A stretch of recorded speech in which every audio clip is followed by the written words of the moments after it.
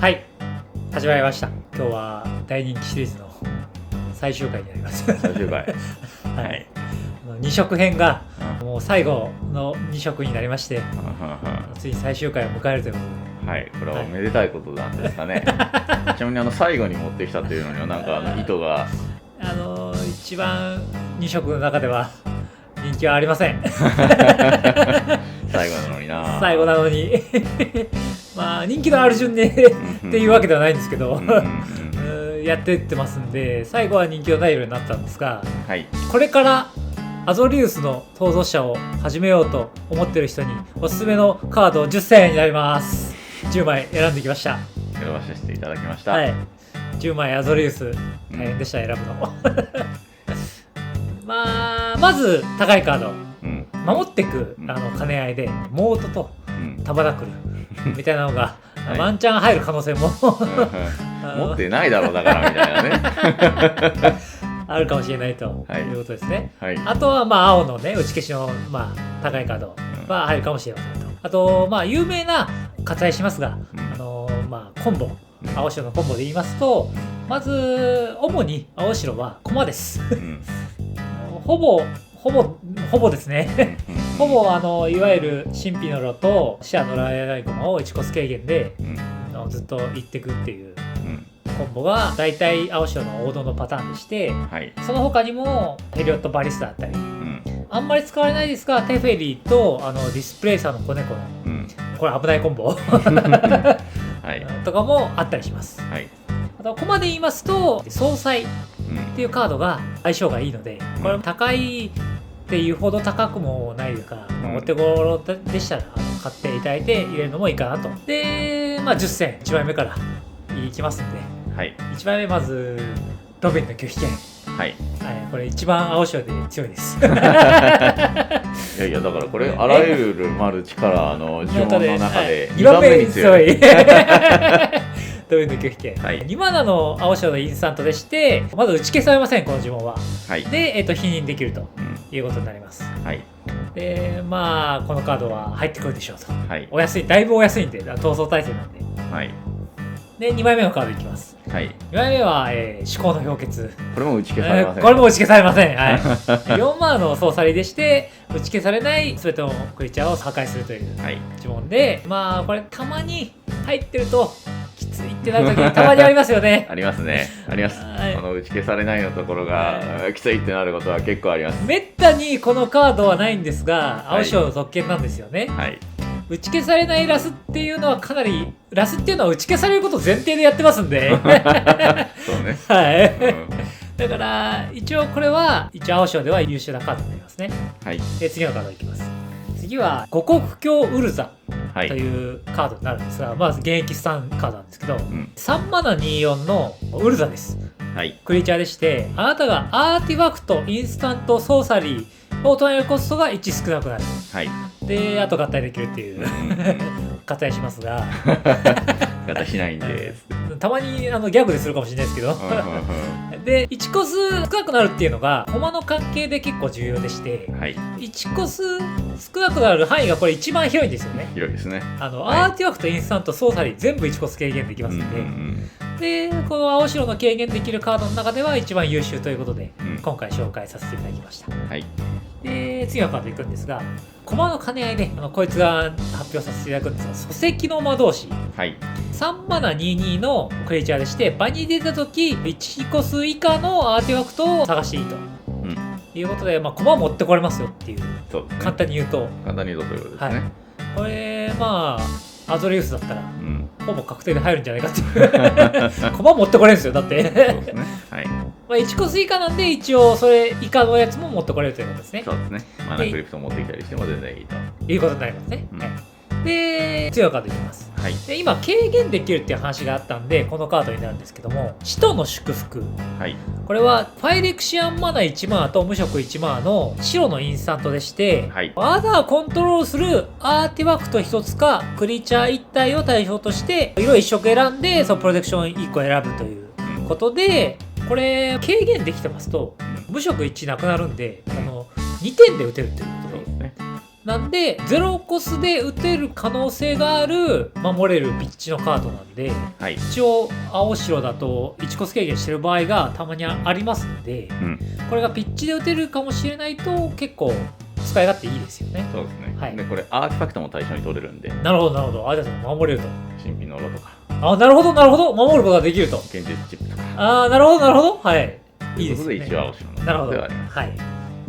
で次のカードに行くんですが、青白っていうのはだいたいヘイト系ので遅らせてってコンボを決めるみたいな形になりますんで、はい、次のカードが紹介されるんですが、アゾリウスの造反者ラビニア、はい、2マナの22のクリーチャーでして、各対戦相手はそれぞれ点数で見たマナコストが自分がコントロールしている土地の総数より大きいクリーチャーでない呪文を唱えられないと、土地よりも大きいクリーチャー呪文を唱えられないですね。クリーチャーでないよ。はい。で対戦相手が呪文を唱えるために、それが唱えるためにマナが支払われていない場合、その呪文を打ち消すと、はい、いうことで、一応ヘイトのクリーチャーとしてだいたい土地の枚数って 3,4 枚以上ありますから、それ以上のクリーチャーでない呪文を唱えられない、っていうのは結構きついですよね。そっちはね、そんなにはきつくはない。あ、そんなにきつくないですか？結構要は強いデッキのほどコストって1とか2にすごい寄ってるから、あ、そうですね、確かに確かに。そこで唱えられなくなるっていうケースはあまり多くないです。このシャーゼロコスで打てないっていうの方が結構きついですよね。そうですね。はい、ピッチ呪文はよく打ちますから、はい、それが打てなくなるっていうだけで結構強いってことですね。そうですね。はい。はい、で次のカードいきます。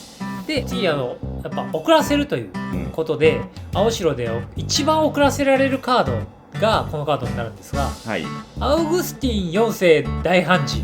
みんな大嫌いな。きついですよね。これ出された側は発想になるんだよ。ヘイトめっちゃ高まりますからね。そうなんですよ。はい。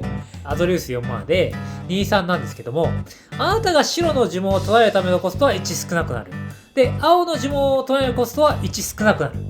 青と白、自分の青と白の呪文が1ずつ少なくなるんですよね。はい、これは青と白の2色の場合だったら、2コス少なくなるっていうことですよね。こいつの場合はこの書き方は2コス下がります。そうですよね。はい、で対戦相手が呪文を唱えるためのコストは1多くなる。はい、これ大変です。これ大変なんです、ね、全部1コス重くなるということで、そうなんですよ。マスト処理になるんですよね、こいつが。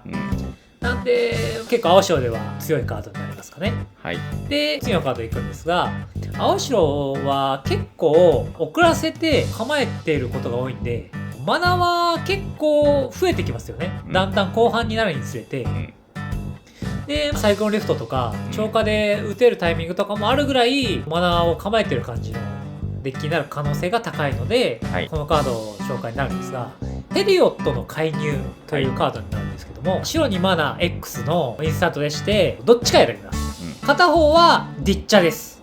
X コディッチャ。もう一個は X の2倍の点数のライフを得る。これかなり良くて、ディッチャ X コっていうのは対象それぞれ選べますんで、かなりいいですよね。大量破壊になりますよね。はい、でカジュアルだとこの2倍のライフを得るっていうのも意外と回復されるときつい場合ありますよね。稀に使われると意外と強いっていうね。はい、ライフで競ってる時とかカジュアルの場合ありますんで、かなり EDH なカードだなと思います。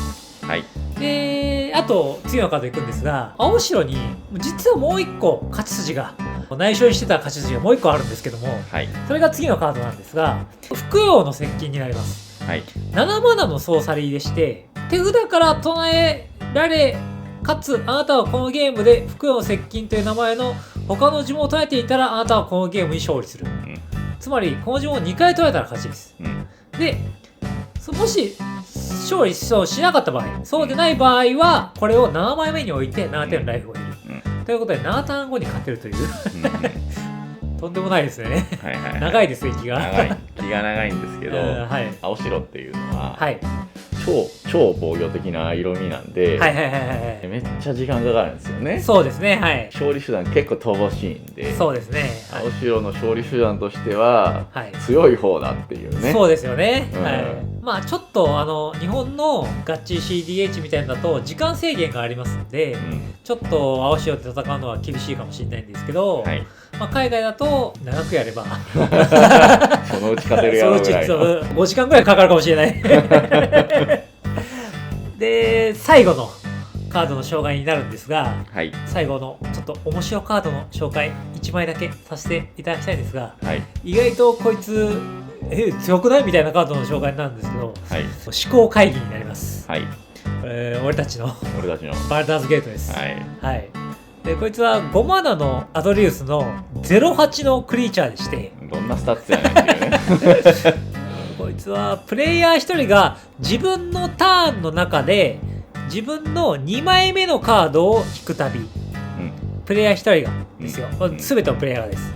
うんで、あなたはカードを1枚引く。うん誰かが2枚目引いたら私1枚引けますよ。はいこれ結構強いですよね、まず結。構強いですまずこの時点で結構強くて、まあ5マナだとちょっと重いんですが、うんで、プレイヤーが自分の各ターン内で自分の2つ目の呪文を唱えるたび、よくありますよね、2つ目の呪文。はい。それは唱えますから。唱えますよね。うんで、あなたが白の22の騎士クリーチャートークン1体を生成する。はい、これもう22どんどん湧いてくるという。そうですね。どんどん湧いてきます。これワンチャンロングプランすれば、うんこのトークンで殴り切るみたいな一応可能性もなくはないですよね。なくはない。なくはないので、このカードは青白っぽい面白カードとしてはい最後紹介させていただきました。一応ね、はいリソースもボードも整えれるカードなんで、で、はい、結構強いです。強いですよね。はい以上で10枚紹介させていただいたんですけども、はい大丈夫だったですかね。大丈夫ですか？有罪判決食らわないですか？我々アドリスの人たちから。アドレスの人に友人に怒られるかな